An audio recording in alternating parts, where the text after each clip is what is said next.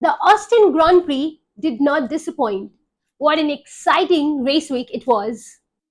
Hello everyone, this is Rima and you're watching Offside Opinions. So, Charles Leclerc has won another Grand Prix, making it his third victory of the season. Starting fourth on the grid, he saw an opportunity right after the first corner in lap 1, went for it to take the lead of the race, and never had to look back. That's my boy. Another win. Let's go. It's all about this man out front, though, Charles Leclerc. In fact, it was pretty clear after the sprint that the Ferraris have the race pace, and everyone saw that in the main race as well. This was Ferrari's second 1-2 of the season after Australia, and this has taken them so close to Red Bull in the Constructors' Championship. Now the difference between the two is just 8 points after yet another disappointing performance from Sergio Perez. Perez started 9th on the grid but eventually ended up behind George Russell in the final standings, who not only started from the pit lane but also served the 5 seconds time penalty. We saw him spend some crucial laps stuck behind Yuki early on in the race and later had a similar situation with Franco Colapinto. It took him some time to clear the Argentine driver. Now let me be very clear. I'm not trying to criticize Checo without understanding the struggles or the challenges he faces. Yes, I know it's very easy to say things from the sidelines while the drivers are under immense pressure.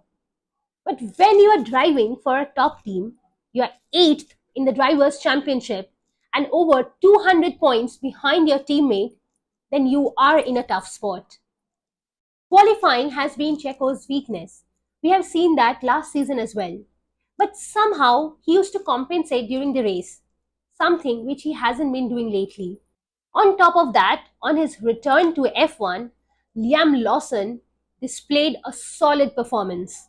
He started 19th on the grid, but then ended up in the points, just 2 places behind Checo. So Checo was 7th and Liam Lawson was 9th.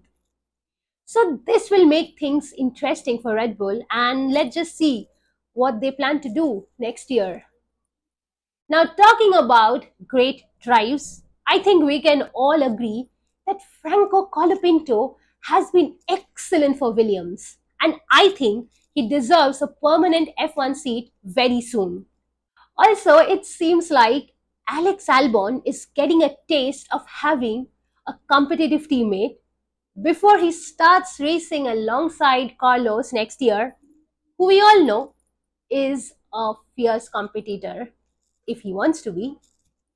If you are liking this video, please don't forget to give a thumbs up, and for more F1 related content, please subscribe to my channel, Offside Opinions. Now my thoughts on the Lando-Max battle. I think it's very important to mention that prior to that incident, Max defended brilliantly against Lando.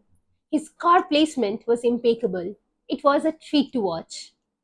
Regarding that incident, I know a lot has been said already, but my view is that, again, this has been said by a lot of people, Max knows the rule book and its grey areas exceptionally well. He knew if he was ahead at the apex, no matter how he does it, being the defending driver and also being on the inside, he can simply dictate Norris going wide. And I think the rule book also says that if you are an attacking driver, which is Norris in this case, and if you are attempting an overtake on the outside, then the front axle of your car must be at least alongside the front axle of the other car, which would be Max's car. But in this scenario, that wasn't the case. Lando wasn't ahead. Then both the drivers went off the track, and when they rejoined back, Lando had overtaken Max. And I think he should have given the place back. At least McLaren should have told him to do that, because it's a clear penalty if you are overtaking a car while being off the track. I know there would be many discussions, and there are already many discussions on whether Max also deserved a penalty or not. But as I said, I think Max is so well aware of the grey areas and he knows how to take advantage of them. These discussions will carry on, But I personally think there should be a more clearer and more definitive guideline on what being ahead at the apex means and how a driver arrives there. Is dive bombing or braking late just to be ahead at the apex acceptable? I think there needs to be more discussion on that and more clearer guidelines regarding that. Anyway, as I said, these discussions will carry on. There will be many scenarios that will be discussed. But in the end, Max Verstappen has extended his lead, and with every passing race, it just seems like Lando's chances at the trophy are slipping away. That being said, I also feel he's not ready for it yet. But that is a topic for some other day. Thank you for watching today's video. If you have liked this video, please don't forget to give a thumbs up, and if you have not subscribed to my channel Offside Opinions yet, please subscribe to it today. Thank you.